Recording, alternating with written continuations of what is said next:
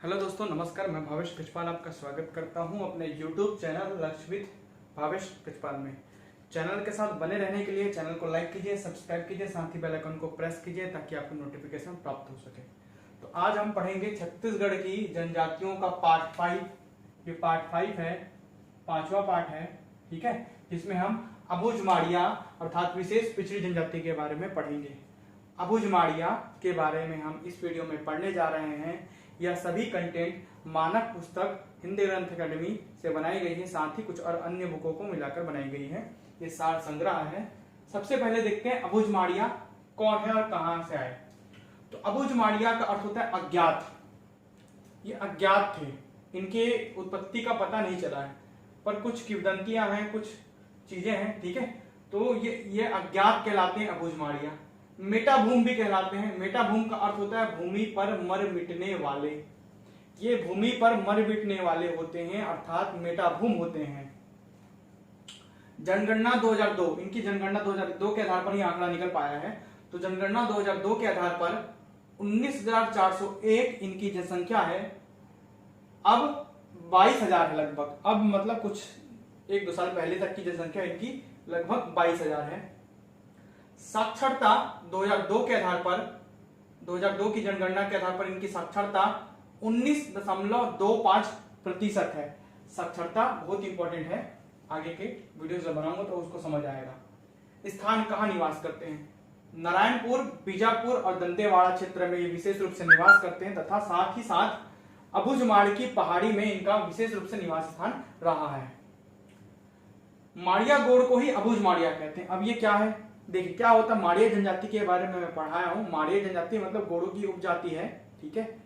माड़िया अर्थात दंडामी माड़िया, जो गोड़ों की उपजाति है, वही जब माड़िया लोग अबुझमाड़ मतलब एकदम घने पहाड़ी क्षेत्र में, जंगली क्षेत्र में आ गए, पहाड़ क्षेत्र में अबुझमाड़ की पहाड़ी की ओर आकर रहने लग गए, तो उन्हीं से जो पीढ़ी चली आ रही है उनको अबुझमाड़िया कहते हैं। तो माड़िया का ही रूप है, मतलब ये माड़िया गोड़ को ही अबुझमाड़िया कहते हैं। माड़िया गोड़ जब अबुझमाड़ की पहाड़ी में आ गए तो इनको अबुझमाड़िया कहा गया।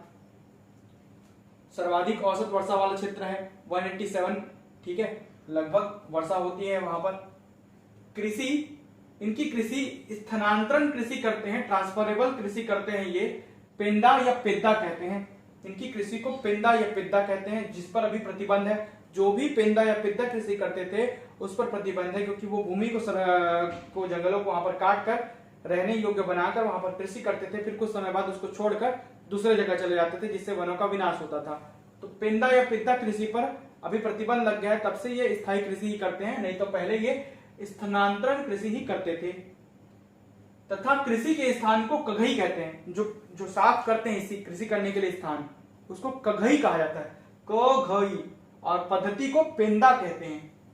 इनके युवा गृह को कोसी घोटुल कहते हैं। जैसे माड़ियाओं का घोटुल होता है, वैसे इनका युवा गृह कोसी घोटुल होता है। ये आ चुका है क्वेश्चन, इसलिए मिला हुआ है।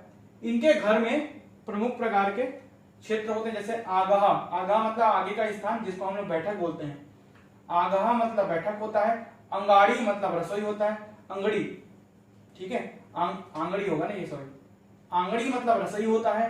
लोनू, ये बहुत इंपॉर्टेंट है। लोनू एक प्रकार का संग्रहण कक्ष होता है, जिसको आप लिविंग रूम बोल सकते हो। लोनू संग्रहण कक्ष होता है। लोनू में ही देवता निवास करते हैं। तो अबुझमाड़िया जनजाति के देवता कहाँ निवास करते हैं? लोनू में निवास करते हैं।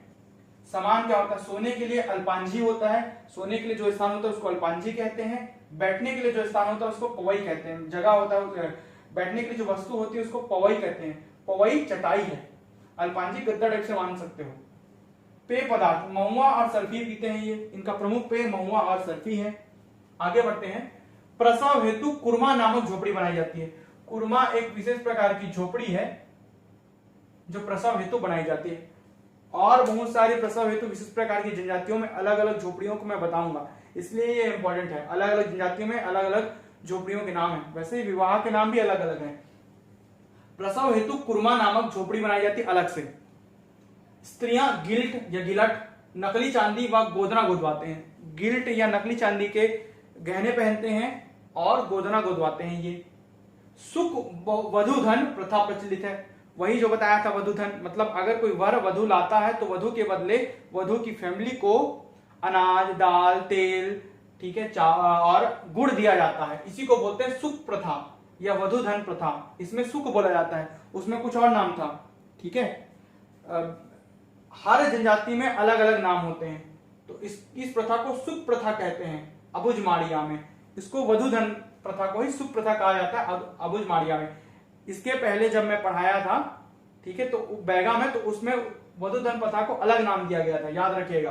क्षेत्र का जो सर्वोच्च व्यक्ति होता है उसको मांझी कहते हैं।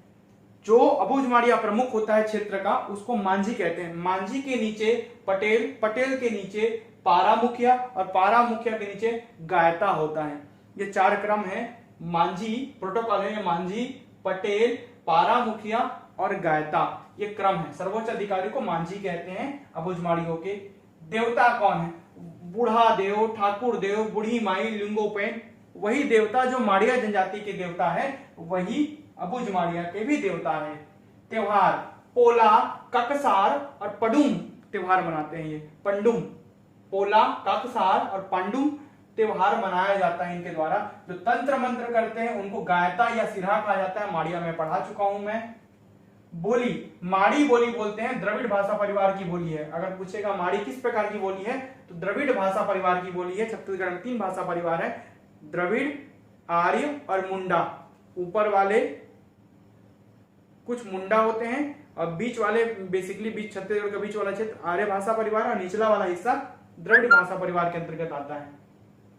लोक नृत्य, ककसार नृत्य, गेड़ी व रीलो नृत्य करते हैं। साथ साथ लोक गीतों में रीलो गीत, ददरिया गीत और पूजा गीत गाया जाता है। विवाह बिथेर, देखिए इसके पहले बैगा में जो सहपलायन विवाह था उसका अलग नाम था। इनमें जो साथ साथ पलायन करते हैं, साथ साथ भाग जाते हैं, एक साथ साथ उठकर दूसरे स्थान पर चले जाते हैं। पलायन करना मतलब उठकर जाना, तो सहपलायन जो विवाह होता है उनको बिथेर कहा जाता है। ओडियत्ता, घुसपैठ जो विवाह होता है इसमें ओडियत्ता कहते हैं स्थानीय भाषा में इनके। बैगा में घुसपैठ विवाह को अलग नाम दिया गया है, इनके घुसपैठ विवाह को ओडियत्ता कहते हैं, सहपलायन को बिथेर कहते हैं और पुनर्विवाह को चूड़ी पहनाना कहते हैं। विधवा विवाह या पुनर्विवाह को चूड़ी पहनाना कहा जाता है। कार्य, तीरंदाजी और आखेट करना तथा वनोपज संग्रह करना इनका प्रमुख कार्य है। तीरंदाजी, आखेट और वनोपज संग्रह इनका प्रमुख कार्य है। इस प्रकार वीडियो आपको कैसा लगा जरूर बताएं। इसके पहले के 4 वीडियो के लिंक मैंने डिस्क्रिप्शन बॉक्स में दे रखे हैं, वीडियोस को जरूर देखें, लिंक को शेयर करें। धन्यवाद।